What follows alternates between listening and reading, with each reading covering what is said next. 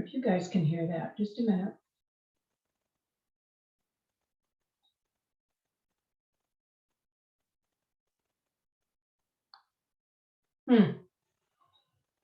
There we go.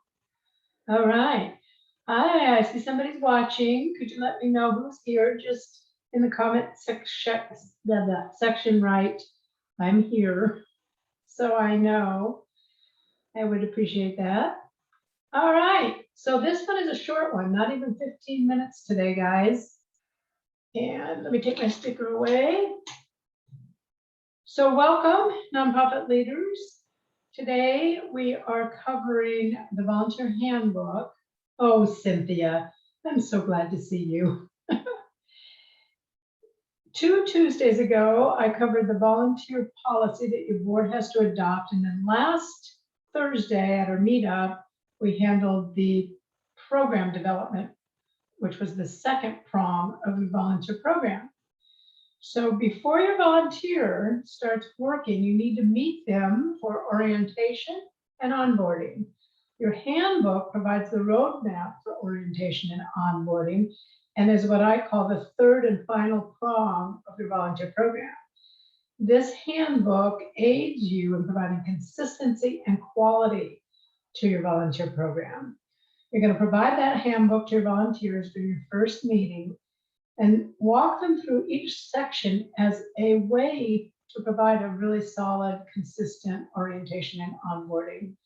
You're going to invite their questions as you complete each section, and you can use it, the handbook, with one volunteer or many at the same time. And if you have had volunteers working for you that have, I'm trying to see, hi Shakita, good morning.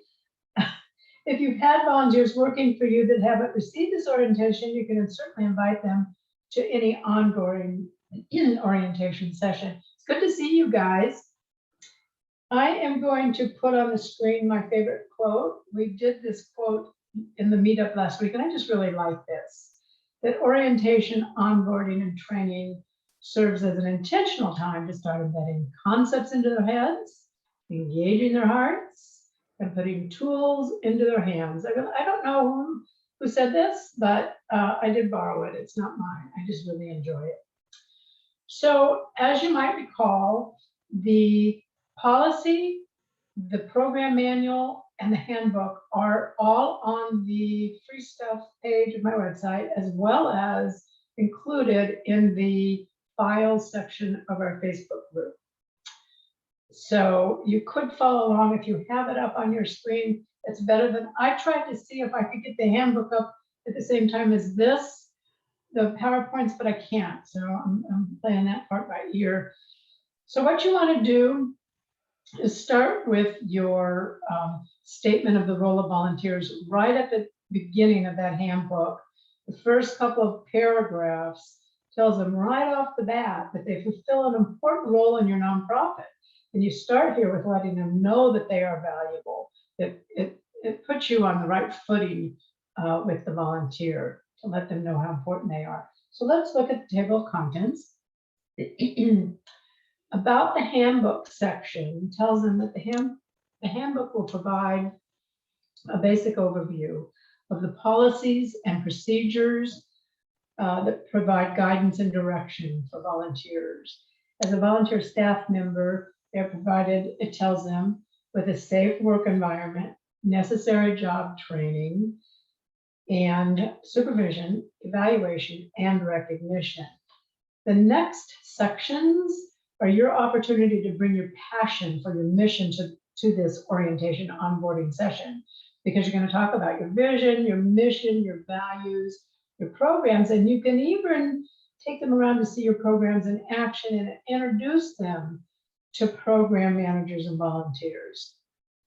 Next, you're going to talk about some of your expectations. The relationships sometimes fail when we don't explain what is expected. You're going to hear a lot about that next month when we talk about boards.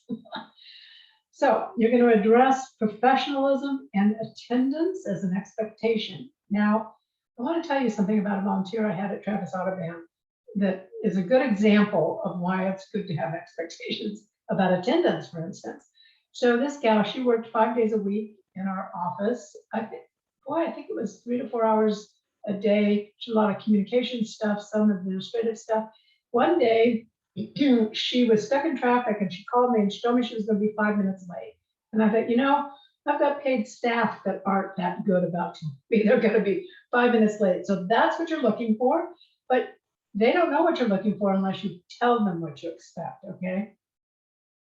You may or may not include a section about appearance. Do you have a dress code?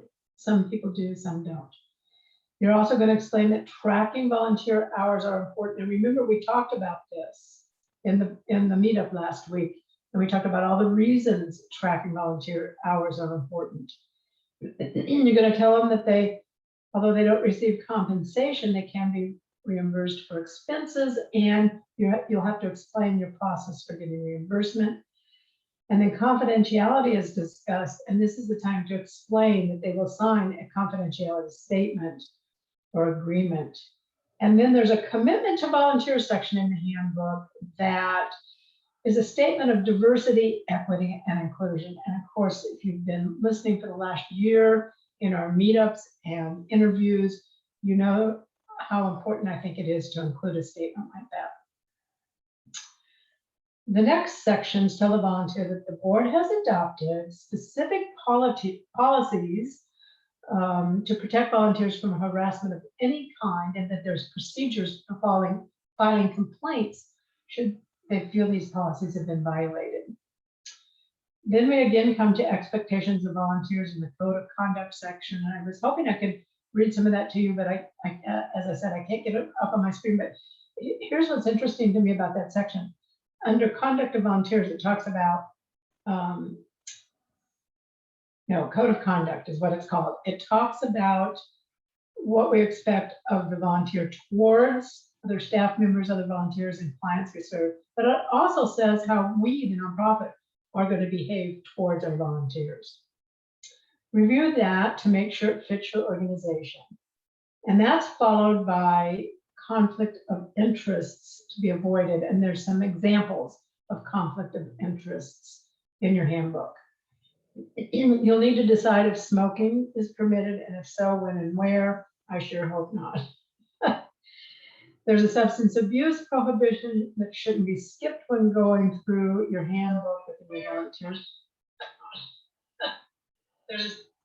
Okay, suddenly I can hear myself. Just a second.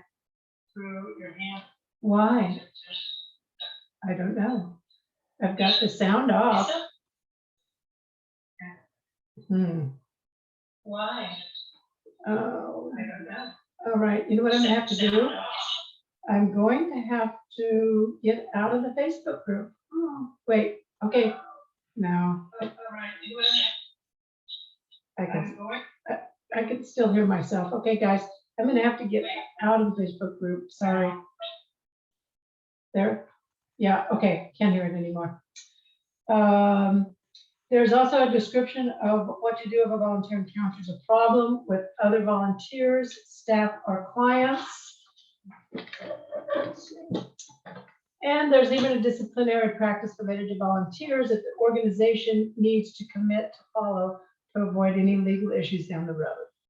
There's reference to the driver policy, driver safety policy, and it also lets the volunteer know that their performance is going to be evaluated. As stated in the handbook, evaluations help the nonprofit to ensure that each volunteer has been properly assigned, whether volunteers have been adequately trained, whether volunteers' skills are most effectively matched to their assignment, and allows for evaluation of volunteer program effectiveness. And if you came to Meetup, we talked a whole bunch about effective programs and how you can determine whether your program is effective, and in fact, if you're overusing volunteers and what to do if you are. The handbook also requests that if a volunteer wants to end their service, that they resign much like they would in an employment situation, providing notice. If your nonprofit has regular tasks that volunteers perform, then you would want to add a short paragraph describing each of these descriptions. And then finally, there's an appendix. in the handbook that includes a volunteer handbook acknowledgement. This should always be included in a risk management tool. It ensures that your volunteer acknowledges that they know about your policies, procedures, and expectations for your volunteers. The other two forms, confidentiality statement and driver policy, may or may not be required. All right, I said this was going to be a short one, and it is. And I want to talk a little bit about November, and then I'm going to see if I can get back in the group when I stop sharing my screen. But here's the deal. This is the Board of Directors month coming up in November. And those of you who know me know this is both my primary specialty and my passion.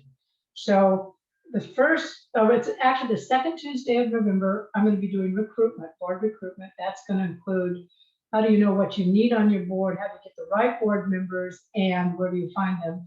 Then the next Tuesday will be board orientation and onboarding. Then the meetup is going to be a lot about the relationship between the board and the staff, and cover some of the fiduciary duties. And then the final Tuesday will be a drilling down of fiduciary duties. Now, I need everybody to come to my meetup because I need lots of feedback, because it's going to be turned into a webinar for Bloomerang on February 3rd. So I want lots of feedback, okay? So I'm going to stop sharing just a second here because I've got a few minutes left, it looks like. And I'm going to try to get back in the group. Well, let me see if this is going to work. I see there's a delay. I don't get this. Sorry, folks. All right, Shannon. Hey, hi. Oh, I'm so happy to see Shannon and Cynthia and Shakita. Shakita's been very dedicated to coming every month, or every Tuesday. So I just want to make sure you all come. I know Shannon will, right, Shannon, to the meetup, because she's the co-hostess with the mostest. Thank you, guys.